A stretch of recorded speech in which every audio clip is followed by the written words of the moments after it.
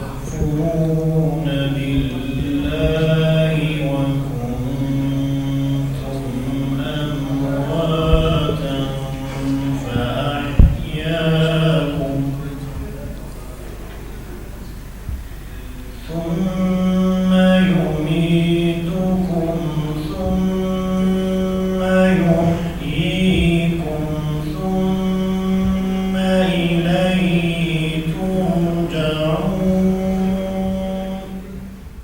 كالذي خلق بخينا بنابي رب خويكو تو حموها بون حميتش خلقان دي تشكليا بنابي ذاتي بخينا سيدان بني الزمان دما بحثا خوندني دكا دبي سي تشت هنا كو لازمه اموان بخوينن سي كتاب هنا كو امبوان كتابان ربي خونا استكين امبوان كتابان معناها هبوني العلم يك جوان كتابة مزن كائناتي كتابة القرآن عظيم الشان وآدم جي رسول أكرم عليه الصلاة والسلام بخوا كتابك ودفي أم ويزات مبارك حبيبي خالق كائناتي باش بزانن باش ناس بكن.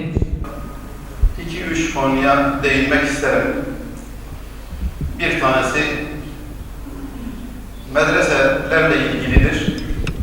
Belki benden önceki konuşmacı medreselerle ilgili yani biraz misafirlerle ilgilendiğimde fazla esmelendiğim anlamadım. Şöyle bir kanaat vardır. Medrese ehlinden haşa üstadlarımızdan bir şey çıkmaz gibi bir intiba var. İnsanlar çocuklarını göndermiyor nasıl olsa belirli bir istikballeri yoktur. Bir imkanları yoktur. İnsanlar buraya fazla yönelmiyor. Yani bir nevi kariyer sahibi, nam, şan, şöhret salacak kimse çıkmadığından dolayı fazla önem verilmiyor. Bu doğru bir teşhis değildir. Kesinlikle kabul etmiyorum. Kabul edilmemelidir. Eğer ehemmiyet verilirse, medrese kendini ispatlamıştır. Hem maneviyatçı, hem islahatçı, hem komutan liderler çıkarmıştır medresede. Örnekleri isterseniz, komutan olarak Sultan Selahaddin Eyyubi hepimizin medar-ı iftiharidir.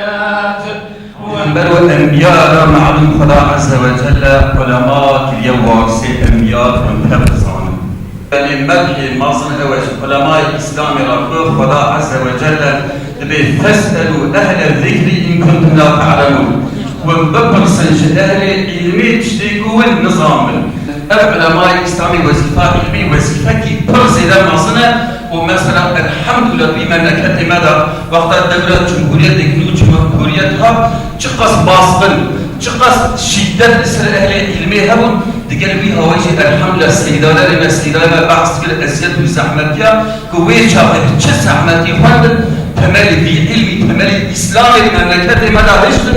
Hatta vakta bir serbestliği çeybucu bir memleketi İslam'ı saçık baki. Hatta mesela ki van şeyh ve meşayihlar eğer keması ve mesela ki müride doğrafıştır bir eziyet ve zahmeti bilgisi temeli İslam'ı bir memleketi medahiştir.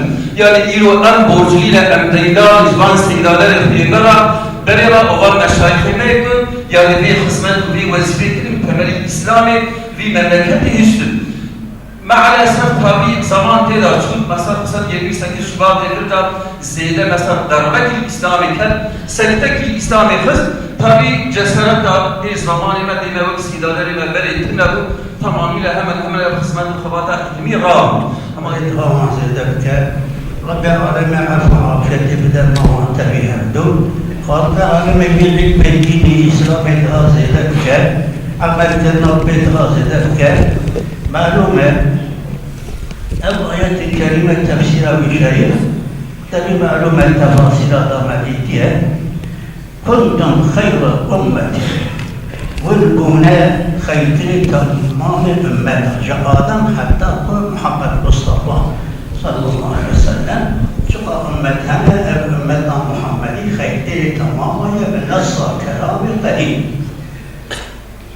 إجارك خير تمام أمتنا حكم قال ترتبك لسان مشتقك المهم مصدر مشتق بقى الشراء بحكمنا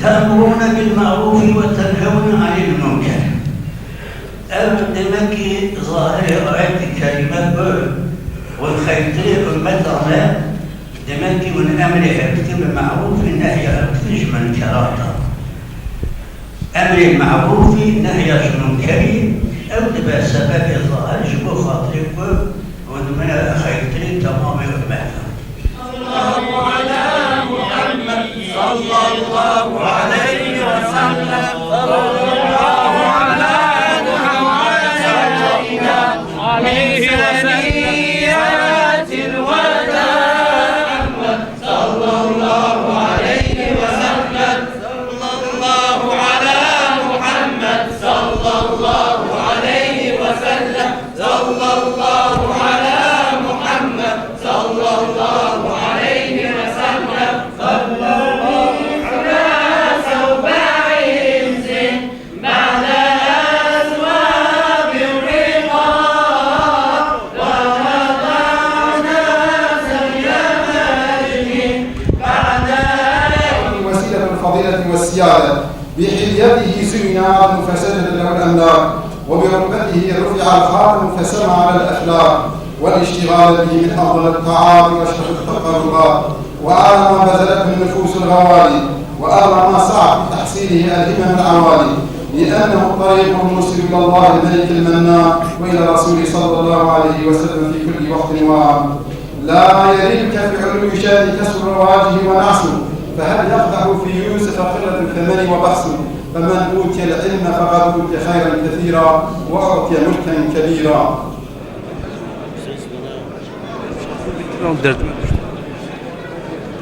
Bakalım burada da